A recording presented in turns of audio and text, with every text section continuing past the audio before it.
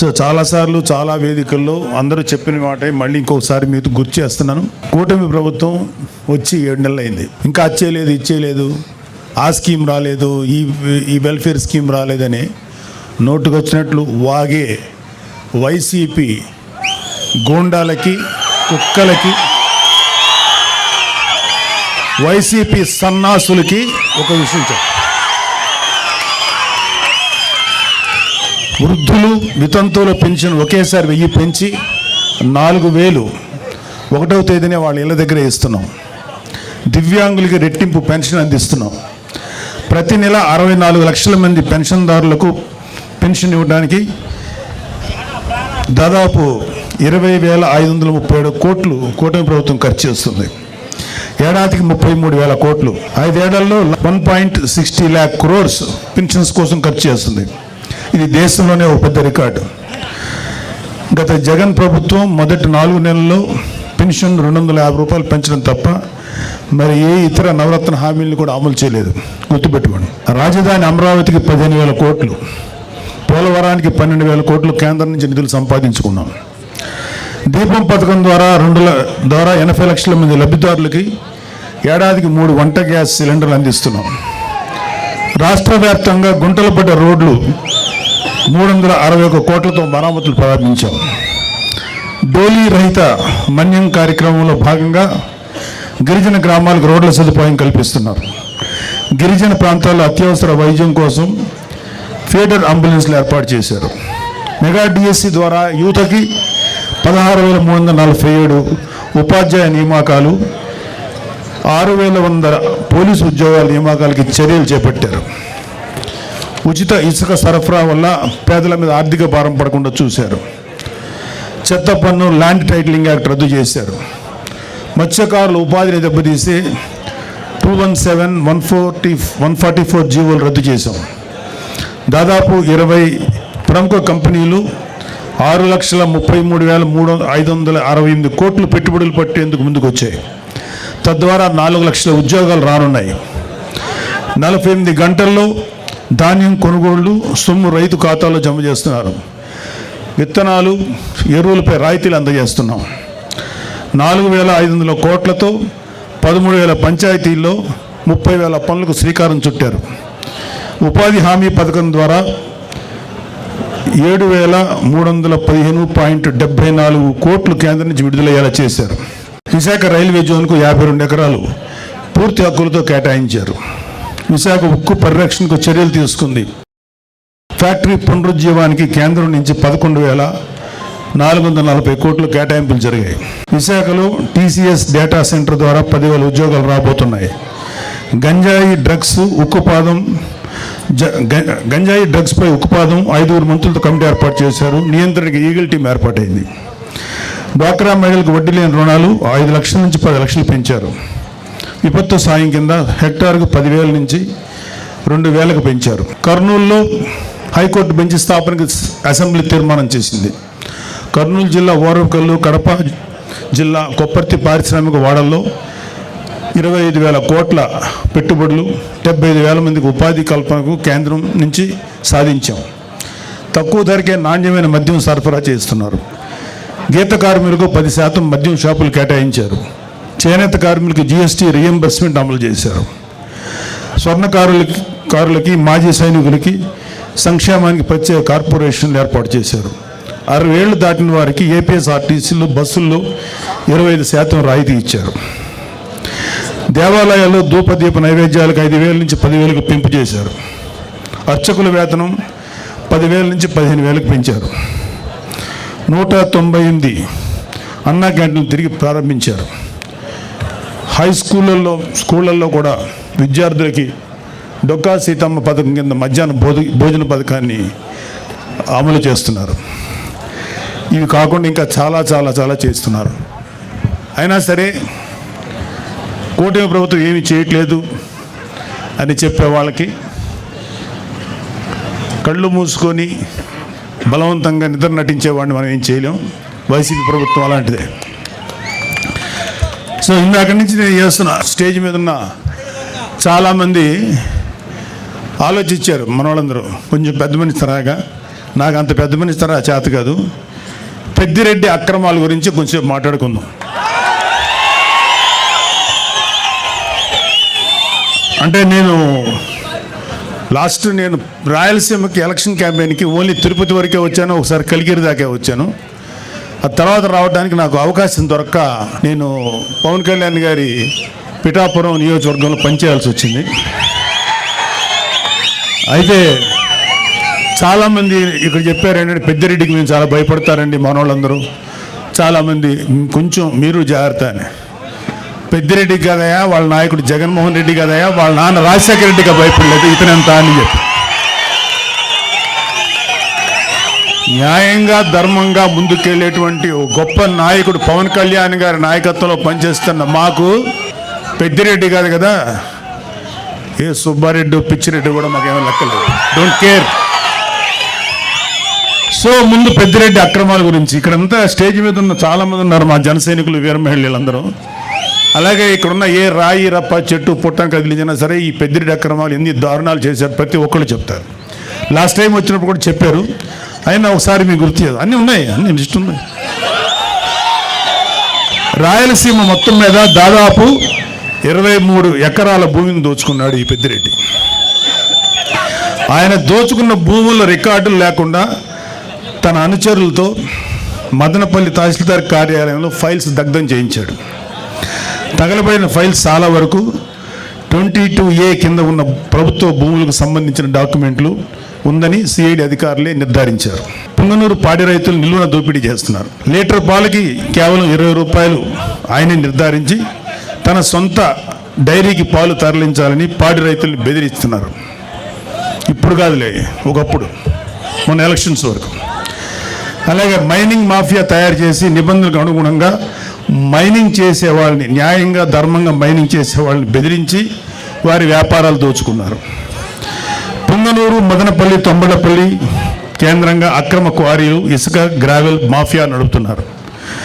తిరుపతి మఠం భూములను ఆక్రమించుకున్నాడు. వడమాలపేటలో మండలంలో గుజరాతీ వ్యాపారిని అతని కుటుంబ సభ్యులను బెదిరించి ఆస్తులు రాయించుకున్నారు. తిరుపతి నగరంలో చెరువులు ఆక్రమించారు. మద్యం అక్రమ దందా మొత్తం పెద్దిరెడ్డి రామచంద్రారెడ్డి కనుసన్నల్లోనే నడిచింది.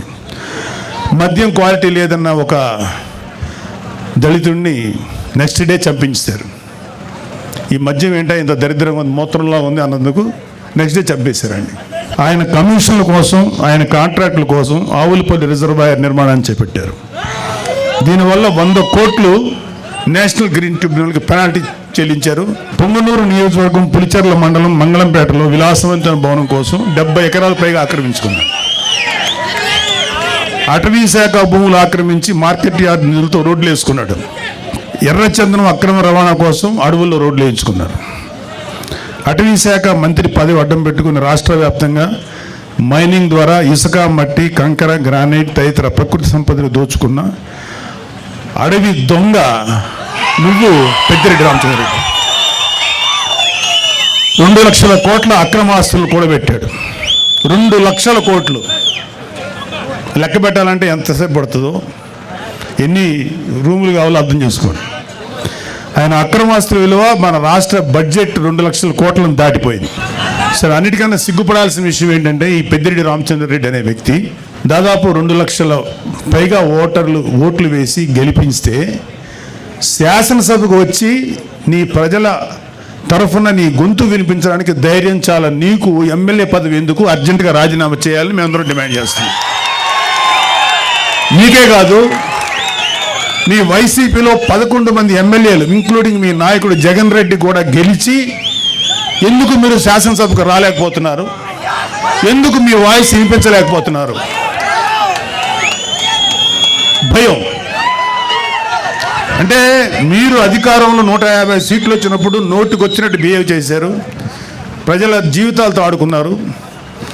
ఇక్కడ అతని బాధితులు ఇక్కడ ఇంకా ఉన్నారు. టైం లేక వాళ్ళతో మాట్లాడే అవకాశం మాకు లేదు, మాట్లాడించే అవకాశం రాలా. మీకు సిగ్గు, అభిమానం, ధైర్యం ఉంటే వచ్చి మీ గొంతు శాసనసభలో వినిపించండి.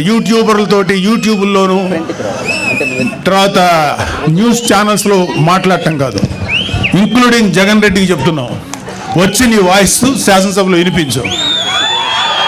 ఏమన్నా అంటే మాకు మైక్ ఇవ్వట్లేదు, మాకు మైక్ ఇవ్వలేదు అని. అరే మీరు వచ్చి మాట్లాడండి, ఆ మైక్ ఇస్తారు, అప్పుడుగా తెలుస్తుంది.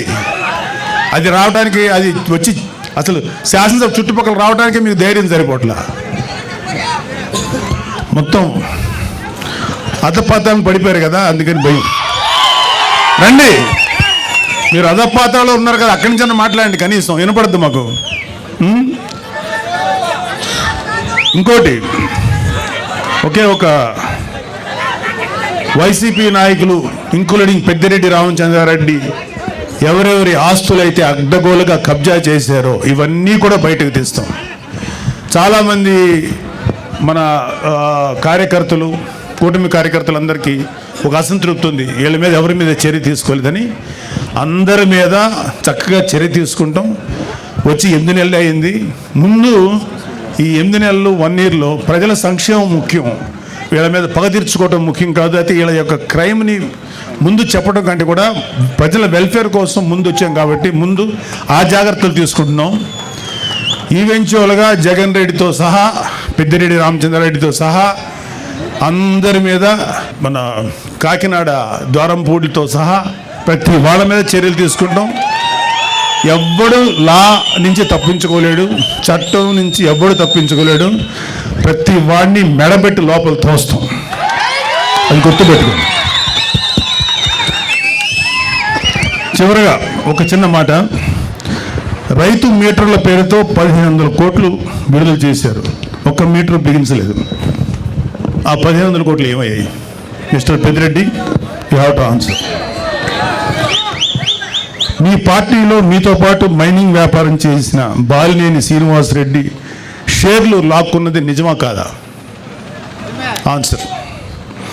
గతంలో మీరు లిక్కర్ వ్యాపారంలో రాజ్ కసిరెడ్డితో కలిసి 50-50 షేర్ బిజినెస్ చేసింది నిజమా కాదా? మీ కుమారుడు మిథున్ రెడ్డి కుటుంబ సభ్యుల మీద అడ్డగోలు బ్రాండ్లతో మద్యం మాఫియా నడిపింది మీరు, నిజమా కాదా? ఎన్నికల సమయంలో ప్రజలను భయభ్రాంతులు గురి చేసి అక్రమంగా గెలిచిన మీరు ఈరోజు నియోజకవర్గంలో అడుగు పెట్టాలంటే భయపడిపోయే స్థితిలో ఉన్నారు, నిజమా కాదా? ధైర్యంగా వచ్చి శాసనసభలో మాట్లాడండి. మేము మాట్లాడే మాటలు ఆయన ఈ మధ్యన మొన్న ఒక మీటింగ్లో అన్నాడు, నెక్స్ట్ మళ్ళీ మేము వచ్చేస్తాం, వచ్చేసేసి జగన్ రెడ్డిని సీఎం చేసుకుంటాం, మా మీద ఎవరెవరైతే మా మీద దౌర్జన్యం చేశారు, వీళ్ళ మీద దౌర్జన్యం చేశామంట, వీళ్ళు చేసిన ఏదో పనులని బయట పెట్టి దాని గురించి మాట్లాడితే దౌర్జన్యంలా ఉంది. ఎవరెవరు చేస్తారో అందరి మీద తిరిగి మేము రిటార్చ్ ఇస్తాం, తిరిగి పగ తెచ్చుకుంటాం అన్నారు. అరే అది రావడానికి ఇంకా 4 సంవత్సరాల 7 నెలలు, ఎలక్షన్ రావడానికి. మళ్ళీ వచ్చే ఎలక్షన్లో మీరు గెలవడానికి ఛాన్స్ లేదు కదా. ఇప్పుడు 11 వచ్చినాయి, 11లో ఈసారి సింగిల్ డిజిట్కి పడిపోవద్దని గ్యారంటీ ఏంటి? మీరేమన్నా రామరాజ్యాన్ని నడిపారా? మీరేమన్నా మహానుభావులుగా పరిపాలించారా? వెయిట్. సో మీరు కళ్ళగంట మానండి. జగన్మోహన్ రెడ్డి చాలా సందర్భాల్లో మీతో మనం మాట్లాడిన మాటలు ఉన్నాయి. ఇక త్వరలోనే జమిలీ ఎలక్షన్స్ వచ్చేస్తాయి, మనం అధికారంలోకి వచ్చేస్తామని. ఇంత ఇల్యూషన్ అంటే ఒక రకమైన మానసిక దీనిలో సైకలాజికల్ సమస్యలతో ఉన్న మీకు ఎప్పుడో 4 సంవత్సరాల 7 నెలలు 3 నెలలు 4 నెలల తర్వాత వచ్చే ఎలక్షన్స్ అప్పుడే వచ్చేస్తాయని చెప్పి జనాలతోటి మైండ్ గేమ్ ఆడుతున్నారు, లేకపోతే మీ కార్యకర్తలను ఉన్న వాళ్ళని సేవ్ చేసుకోవడానికి ప్రయత్నిస్తున్నారు. అరే మీ పార్టీలో ఎంతమంది ఉంటారో ఇంకా తెలియదురా, అందరూ వచ్చేస్తారు, చాలామంది బయటకు వచ్చేసారు. మీరు రైట్ హ్యాండ్ అని పేరు పెట్టిన విజయసాయిరెడ్డి బయటకు వచ్చేసాడు, మిగతా వాళ్ళు రావడం పెద్ద లెక్కేం కాదు. 22 లక్షల మంది ప్రజలు 11 మంది ఎమ్మెల్యేలు ఎన్నుకుంటే ఆ 22-25 లక్షల ప్రజల గొంతుకుని శాసనసభలో వినిపించలేని మీరు వచ్చే ఎలక్షన్లో గెలిచి ప్రజలకు ఏదో చేస్తారని చెప్పి భ్రమలో ఎవరు లేరు, గుర్తుపెట్టుకోండి. మీకు అందరికీ కూడా ఇంకొక 1 year 2 years లోపల అందరికీ మీ నేరాలకి, మీరు చేసిన అక్రమాలకి ఆన్సర్ చెప్పుకోవాలి. అలాగే కలిగిరి సభలో పెద్దిరెడ్డి రామచంద్రారెడ్డి గారి గురించి, అంటే ఈయన మాఫియా గురించి మోడీ గారు ఏమన్నారంటే, ఈ మైనింగ్ మాఫియా, ఎర్రచందనం మాఫియా వీళ్ళందరినీ తుంగలోకి తొక్కుతానని చెప్పారు. మోడీ గారు ఇంకా ఏం అనలేదు, మాకేం కాదని అని మీరేం సంతోషపడకండి. మీ నెత్తి మీద కత్తి ఏలాడుతుంది విత్ దారం సపోర్ట్తో. ఆ దారం ఎప్పుడైనా తెగుద్ది, అది మీ నెత్తి మీద గుచ్చుకుంటుంది, గుర్తుపెట్టుకోండి.